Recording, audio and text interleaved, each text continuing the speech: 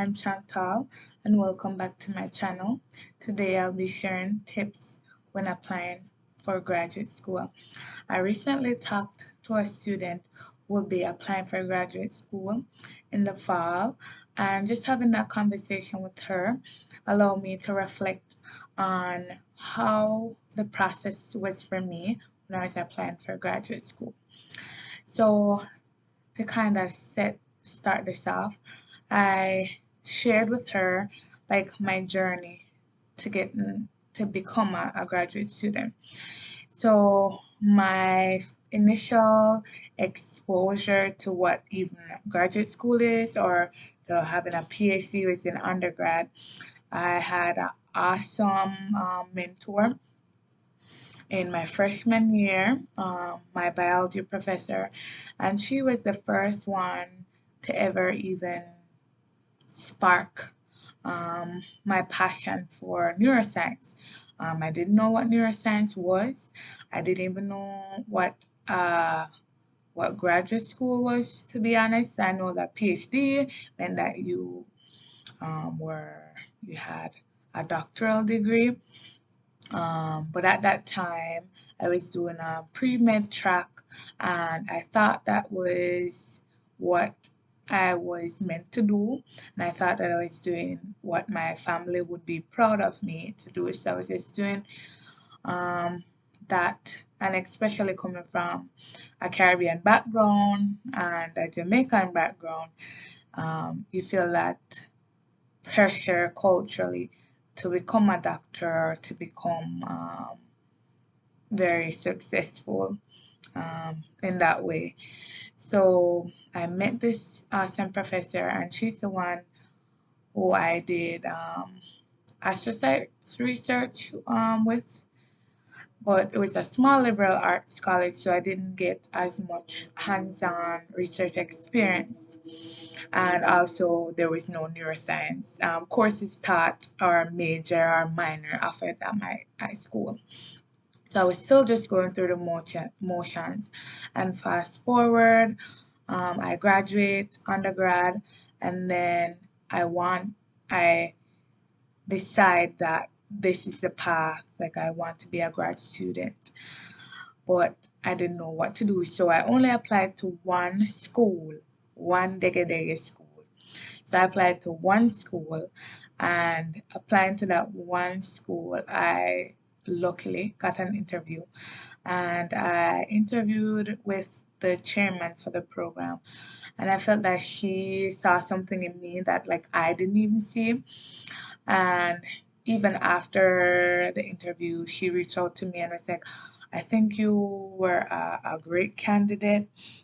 And I honestly think like you just need more research background. So even if you don't get in, I think that you should pursue a prep program, which is a post baccalaureate program in research. And she's the one who introduced me to the director of her institution's prep program.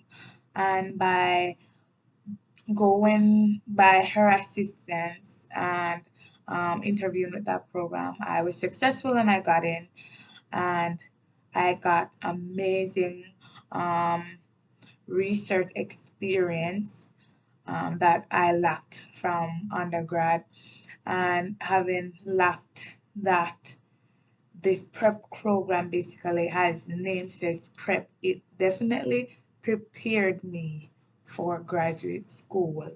It provided me with interview tips, interview questions. I did mock interviews with multiple individuals, professors, other PhD individuals through different departments.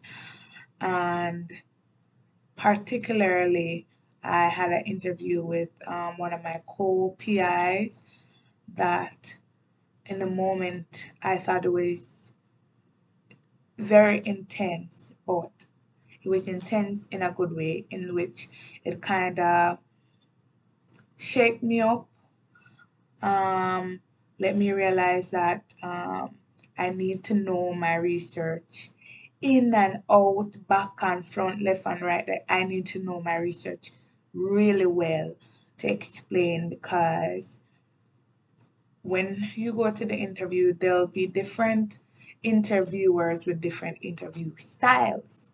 And a particular interviewer might want to ask you, oh, so why did you do this thing in your experiment? Why are you researching this? Why not that? And you need to know your research back and front to be able to adequately answer any question they might throw at you.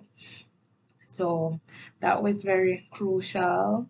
Um, that particular interview very crucial, I think, and helped me when I was interviewing. For my year, I did all my interviews via Zoom, which is completely different. So, like normal interviews, you get to feed off the person's energy, you get to see their body language. But when you're doing a Zoom interview, you have to bring your personality. So even though you're nervous, you have to try to be your authentic self. So um, I have friends and family that think I have a bubbly personality.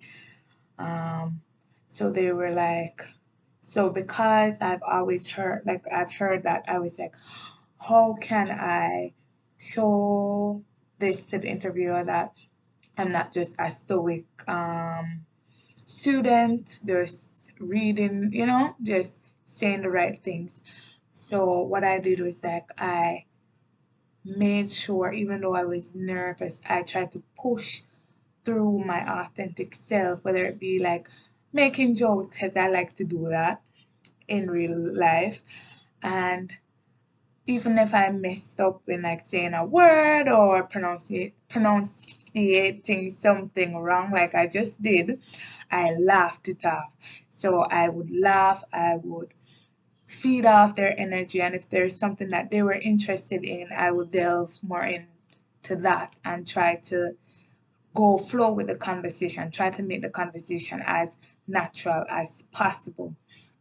Um, so, and the next thing that I did or that I implemented was that I made sure that I had questions for the interviewers written down, whether it be on my computer. There was little note tabs on my computer, little flashcards like laid out on my laptop, or little post-it notes on my laptop side. So I would have it. So when they're like, "Oh, do you have any questions?" I feel like you never want to say no. You want to say yes. I have questions, and you'd be like, some questions would be like, how long does it typically take PhD students to graduate from your program? Because you need to know these questions, not just to ask, but you need these questions because you need to know this for when you're choosing, because you're nervous and you probably think, oh, I might not getting, or all those negative thoughts.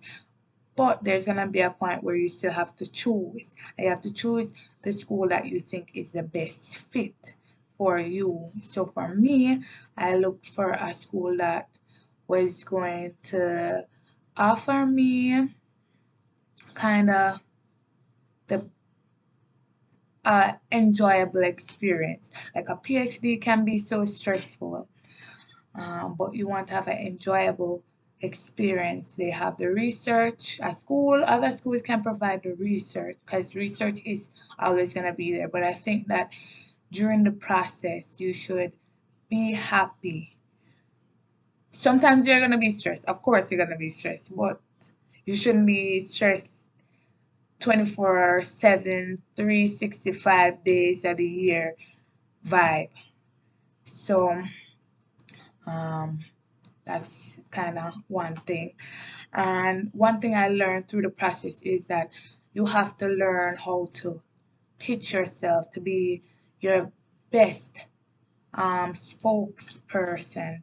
So you have to be your best advocate for yourself in that sometimes we learn, or even culturally, or we try to be very humble and meek and try not to talk up ourselves, but you have to try to find that, like, oh, I did all these things. I am proud of myself. Oh, yes, I did research on X and Y. And because I did research on X and Y, I got to do this amazing technique. I have to work with this machine. I work to work with a scanning electron microscope. I got to do up to genetics. I got to, so whatever you can do, I work with a certain model organism that maybe the researcher has never worked with, so they'll find that fascinating. So you have to make sure that if there's anything that even you don't think is unique to you, that the interviewer might be like, oh, that candidate is special because X and Y, or something else, you know? So you have to try to find that appreciation and self-awareness of like things that you've done, whether it be many years ago, even in high school, primary school, if you had a certain interaction, if there is something that stood out in your mind or that is related to what you're doing now, you should bring it up. Try to share like, oh, you brought up this point about being hardworking. Um, you can be like, I definitely know how hard work is. You can be like, in my case, I remember sharing that in high school I moved back to St. Catherine because I'm from Yorktown, St. Catherine in Jamaica, and I moved back to Yorktown. So to get to Kingston, even though Kingston is like an hour and a half away from St. Catherine, I had to take like this student bus, the school bus that would pick up everyone at their home. So because of that, and where I lived, I had to get picked up at 3 a.m. So I was used to waking up at 3 a.m. And not getting to school till whatever time and getting back home late. So then I talked about that. I talked about my experience. I was like, I had to, even though I had to wake up 3 o'clock or 2 o'clock every morning to make sure I got to high school, I made sure that I did my best. So even seeing that, they can be like, okay, this student is dedicated to their education. So I was using that as an example. It's like how I valued education, how my mother valued education. Like no matter how far, no matter the time, I was willing to do that just in high school. So imagine at this point in my career, I am willing to put 200% in achieving my PhD goals. So just make sure anything that would put you apart, set you apart from another candidate, mention it, talk about it, talk about yourself. Um, gonna look on some points that I made. All right, and next point that I made was that you some good questions to ask, which I think I touched on this before. It's like, how long does it typically take you to complete your PhD? You can ask, is there a teaching requirement for your program? If not, are there opportunities? And that is in the case that if it's important to you, because some PhD students want to become a professor, want to do teaching as a major part of their academic journey. So in that case, different programs have different requirements. Some program might require do a set amount of hours, teaching hours, or some like no, you do teaching on your own, like you have to go out and seek. But there might be pros and cons to both, because having like a set hours, say you have 200 hours to complete of teaching hours, that might be good in the case that, oh yes, you are required to do it, so you make sure you have and you get all that experience. But say you are doing your research, and the research the teaching hours might interfere with the amount of research, or if you just want to focus on the research and you don't think teaching is that important to you at the time, and you think that the teaching would take away from that, then that would be a con. But in the case that the school that doesn't really require teaching, they might have opportunities. So then you can go and seek and do as much or as little um, teaching that you might need. Um, Another question, looking at my notes, so I'll be looking down. Is there, how many students do you normally admit per year? That's a good question. For my cohort, it was only 4, but bigger institutions might take 10, 5, any amount. So that's different. That's a good question to ask. You can also ask about their curriculum requirements, credit requirements. You can ask about their qualifying examination, like what questions or what do you need to do for their qualification exams. So for my program, you do that in your second year. So in the second year, you're required to basically write a research proposal, which is similar to what you would write for the NIH. So in that case, you would write that research proposal. So you'd have to do a lot of reading, a lot of compilation, writing, typing, all that information. But then you might also need to give a verbal explanation, or also be in a room where different experts in the field will ask you questions pertaining to your research, and you should be able to defend any statement, say you propose a certain research technique, you should be able to defend that research technique. Say if you're working with rodent, why did you do immunohistochemistry? Why not Western blot to find out a protein? Like, so you should be able to defend that point. So, but every school is different.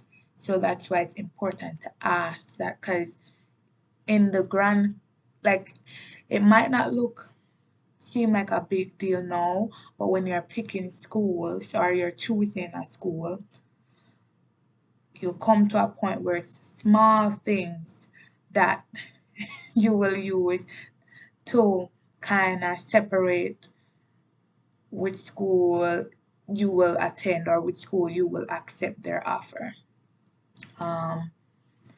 But this is gonna be the part 1 of the series which I'll be calling Applying for Grad School Tips. If that might sound confusing. Grad school tips. No, graduate application tips. Yeah. So, thank you for listening, and I would like you to subscribe and to share, and I appreciate love.